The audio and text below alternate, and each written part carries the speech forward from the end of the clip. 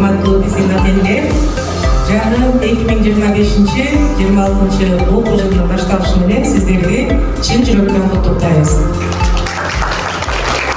Быйылкы окуу жылы биздин мектебибиз үчүн, сиздер жана биз үчүн ак жолдой, берекелүү, ийгиликтүү жылдардан болсун.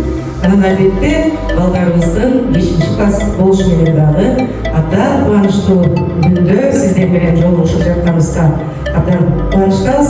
Элесе сиздердин шаңдуу кол чабуулар менен биздин окуучуларыбызды алдыңыздарга чакырып алууга уруксат бериңиздер. 5-1 классы 4-класстагы класс жетекчиси Абдрахманова Лёгүл Соғышбековна, 5-класстагы класс жетекчиси Салымбек кызы Гүлзада эжелерин алдыңыздарга чакырабыз.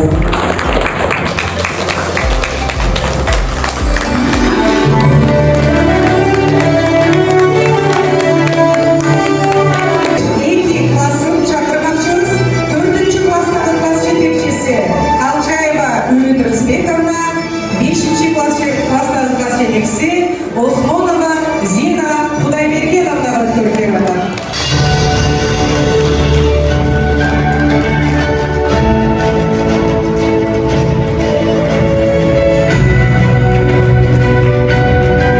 Ошондой эле 5-3 классы класс жетекчиси, 4-класстагы класс жетекчиси Жаманатова Айжана Умеровна, ал эми 5-класстагы класс жетекчиси Асылбеков Асылбекович көркемова.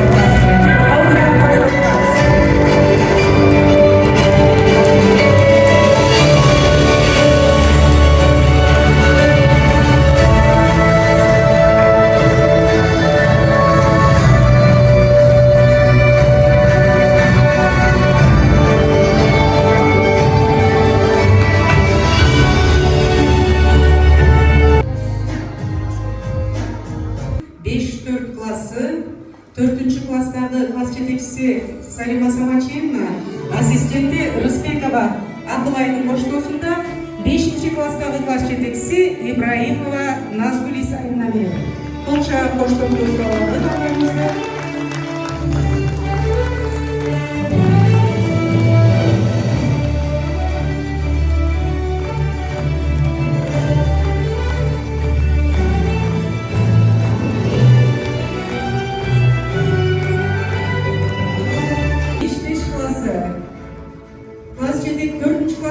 Класс жетекчиси Карашева Шолбон эжеге, 5-теги класс жетекчиси Кудайбергенова Наргүл Мухтаровна көркөп атат. Колча коштоп турабыз.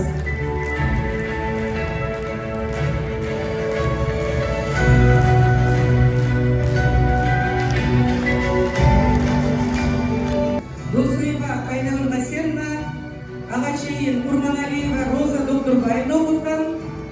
Азыр эмесе сиздердин алдыңыздарга Курманалиева Роза Доктурбаевнаны чакырабыз. 5-6-дагы класс жетекчиси Чабыкеева Үмүт Сапаловна.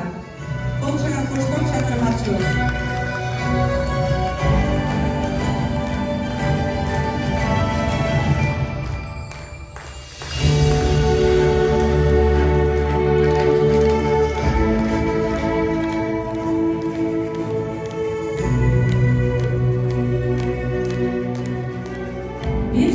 Классы 4-класстагы класс жетекчиси Кубандыкова Шайын Батыргалиевна, 5-класстагы класс жетекчиси Абдраманов Дастан Майрамбековичтин коштоосунда.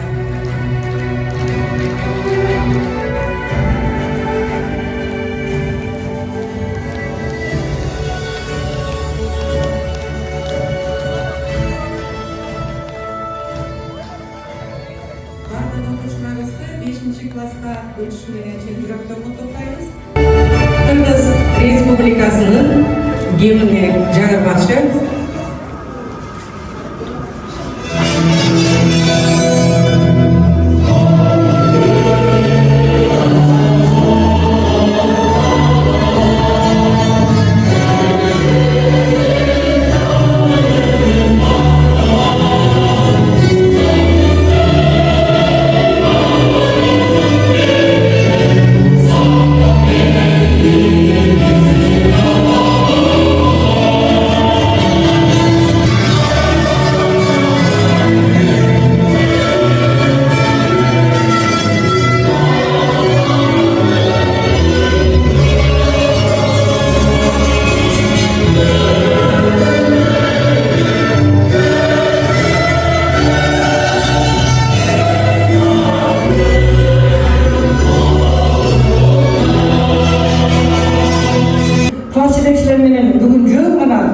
аралашып таанышасыңар дагы. Анан 1 сентябрь күнү билим майрамында анан класстык саатка киребиз. Азыр мен силерге эң биринчи ийгилик каалайм. Алла Таала силерди суук көздөн, жаман сөздөн сактасын, башыңар аман эсен, бактылуу балалыкта ата-энелерге менен менин маңдайымда, мугалимдердин маңдайында бар болгула. Биз силерди абдан сагындык, биз силерди жакшы көрөбүз. Азыр мен силердин коштоосунда биздин балдарыбызды класс жетекчилери менен кабинеттерине узатып коелу.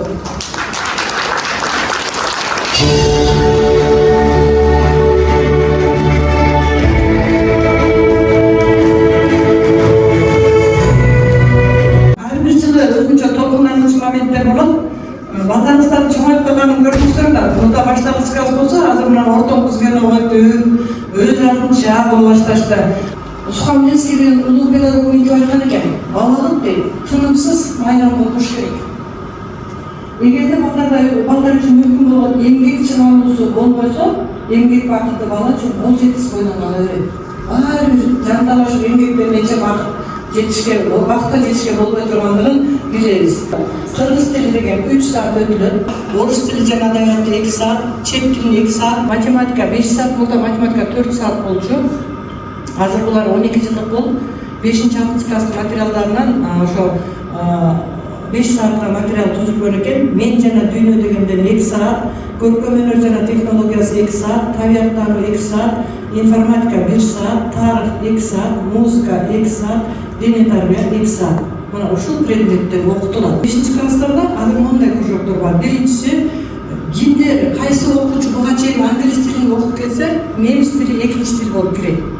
Кимдин балдары немис тилин окуп келген болсо, англис тили экинчи тил болуп кирет. Мындан ары 11-ти бүткөндө бизде 2ден тил билиши керек. Бизде өз пикирине ээ болуп, жанагы башкалардын пикирин эске алган. Өзүнүн оюн айта алышы керек. Ооба, кээ бирөө уянчагыраак болот, кээ бирөө талкынчаак, кээ бирөө бир үйдүн жалгыз баласы, бирөө эркеси, бирөө кичүүсү, бирок ошонусуна карабай өз пикирин айта алыш керек, башкаларга да пикирин эске алган деш керек. Классташтар менен мамиле түзө билгенди билиш керек, өз убактысын туура бөлүштүрүп жана пландаштырыш керек. Өз иштеринде өз артынчалыкты көрсөтүп, зарыл болгон учурда чоңдордун жардамын кайлабыш керек. Эң биринчи проблема эң көп ар түрдүү мугалимдердин болгону. Мурда 3 эле мугалимди карап жүрчү да, орус тилчи, өзүнүн негизги мугалими, анан технологиялар. Азыр 10 мугалим, 10 мугалимдин демек түрдүү мугалимдердин болгону. Анан расписаниеде өзгөчөлүктөр болот. Мурдагыдай эмес, мурда 1 класста окуп жатышты. Кабинеттердин көптүгү азыр 10 предмет болсо, 10 кабинетке көчүп болот. Өз ошол туура. Анткени математика кабинети математикага ылайыкталып жасалган. Бул жерде көрсөтмө куралдары бар, даярдалган дидактикалык материалдары бар. Окуганы класска жаңы окуучулардын келгени. Бизге бул жерде кимдер жаңы келди? Болбой турсаңыздар, мына жаңы келгендер эч сасана болбогула. Силердин мына жаштар баары 5-класста эле кошуп алышат. Өз мугалимдин талабына, темпине ылайыкташуунун зарылдыгы, мугалимдердин речинин өзгөчөлүктөрү, бирөө жайраак сүйлөйт мугалимдер, бирөөсү тез сүйлөгөндөр бар. Текст менен иштөөдө өз артынчалуулуктун жоктугу, сүйлөө речтин деңгээлинин төмөндүгү, өз артынча иштөгөндүгү менен төмөндүгү, өспүрүм кырактын өзгөчөлүктөрү байкалышат. Мына өспүрүм кырагына башталды буюрса. Ишыңыздар керек эмес. Сиздер көңүл калтыруучу мындай сөздөрдү айтпаңыздар. Сени жана сенин эмнеге жөндөмдүү экениңди мен билем. Сен бул ишти мындан да мыкты деңгээлде аткара алмаксың, жалкоо болбосо деп, ага жалкоо деген атты өзүңөр тагып койгон. Бүт ал мээсинесиң да, мен жалкоо турбаймын деп бужетсиң деп. Ушундай кыйлбагыла дейм. Экинчиси, бул оюн эч качан ишке ашпайт. Каяктан нерсени ойлонбочу дебегиле. Үчүнчүсү, бул сен үчүн аябай оор. Андыктан кел мен өзүм эле жасай калайын, сен уктай берсин. Мен китептеримди өзүм сырттап, тептеримди жасай калайын деп жасай каласаң болот, кээде сүрөтүн өзүңөр тартып берип кой. Ошондой кылбайбыз, Анын ордуна эмне кылышыбыз керек? Мен сени билем, андыктан сенин баарын ойдогуларыңа ишенем дешиңер керек экен. Сен аракет кылып жатасың. Бул мактоого татыктуу. Ар дайым эле ийгилик болбой калса, капа болбош керек дешиңер керек экен. Бул боюнча сенин ойлоруң бар экенин билем. Сен баштоого ошого даярсыңбы деп акылдашышыңар керек экен. Ар менен салыштырып карабагыла. Балага ишенгиле. Карындагы баланын хан болорун ким билет дейт. Ошондуктан бул баланын кийин келечекте кимиси кандай адам болору азырынча белгисиз, ошондуктан салыштырбаңыздар эч кимге. Формалдуу кылбашыбыз керек да. Ишенимдүү жүрүм турумуз менен үлгү көрсөтүбүз, өзүбүз тең балага ашыкча талапты жүктөбөбүз. мурда уруксаат берилген нерселерге себепсиз эле тыюу салбаңыз. Жазалоо менен баланы кемсинтпеңиз дейт. Баланын көзүнчө башка адамдарды жамандабаңыз. Эжеке мен билип кой тургандан көрө мен эле өзүмдү ырайымсыз, менин эле сөзүм ок деп айтпагыла дейт. Кылган мамилегер менен эмес, өзүңүздөрдүн мектепке, мугалимдерге карата мамилегер менен дагы таасир этесиздер. Ошондуктан баланы бир гана окуудагы ийгилик үчүн эмес, жетишкендиктер үчүн да кубаттоо зарыл. Ийгилик менен жетишкендик эки башка нерсе. Анан кыйын кырдаалда ата-энелердин негизги жардамчылары эмне болот деп ойлойсуздар? Сиздерге быйыл эң биринчи сабырдуулук керек болот. Экинчиси көңүл бурушуңар керек болот. Бала чоңоюп келатат, кызыбыз чоңоюп келатат. Анан түшүнүшүңүз керек. Адам жашоодо татыктуу жашайт дейт. Качан улгайган кезде, качан бир кезде анда жаш экендигин эсинен такып чыгарбаш керек. Баланы жакшы кылуу, жакшы адам кылуунун эң жакшы ыкмасы ал качан бактылуу болушубуз керек экен. Бактылуу кылып чоңойтсак, анан андан жакшы адамдар чыгат дейт. Урматтуу ата-энелер, мен айтайын деген ушул.